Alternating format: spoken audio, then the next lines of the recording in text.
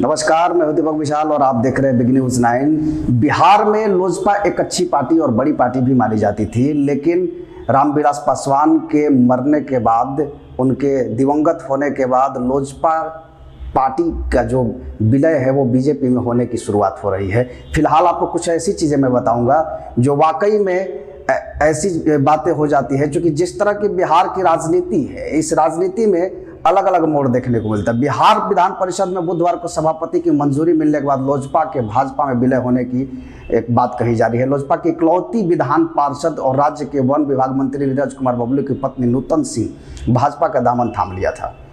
आपको बता दें कि इस तरह की घटनाएं लगातार होती आ रही है बिहार में कि जो बीजेपी के, चूंकि चिराग पासवान भी लगातार ये कहते आ रहे हैं कि वो बीजेपी के हनुमान हैं, लेकिन लोकसभा चुनाव की बात करें, उसके बाद बिहार में विधानसभा चुनाव हुई, इसमें जिस तरह से लोजपा ने जेडीयू के खिलाफ अपने उम्मीदवार खड़ा कर दिया और चूंकि जेडीयू और बीजेपी के गठबंधन से बिहार में सरकार बनी है, तो अब दौर बदल गया है और एक साथ लगातार लोजपा के जो नेता थे वो जेडीयू में विलय होने लगे, जाकर के शामिल होने लगे और ये आखिरी जो एमएलसी थी वो भी बीजेपी में शामिल हो गई। तो कहने का मतलब ये है कि बिहार विधानसभा में अब लोजपा अपनी मौजूदगी किस रूप में निभाएगी।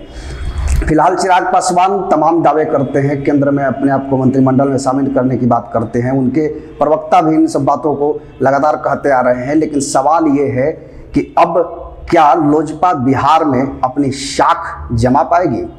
क्योंकि जिस तरह की हालात थी, रामविलास पासवान जब थे तब लोजपा पार्टी बिहार में एक अपनी छवि बनाई हुई थी और एक जगह भी रखती थी। उसके साथ एक ऐसे नेता के रूप में रामविलास पासवान को जाना जाता था जो हमेशा से केंद्र में मंत्री रहे हैं, लेकिन चूंकि उनके दिवंगत होने के बाद सारे बागडोर जो है वो लोजपा सुप्रीमो अभी जो मौजूदा स्थिति में है चिराग पासवान के हाथों में चला गया है। और चिराग पासवान का जो रवैया बिहार विधानसभा चुनाव में महागठबंधन के खिलाफ ना जा करके वो नीतीश कुमार के खिलाफ अपनी उम्मीदवारी तय की थी और इसको लेकर के काफ़ी बवाल भी मचा था।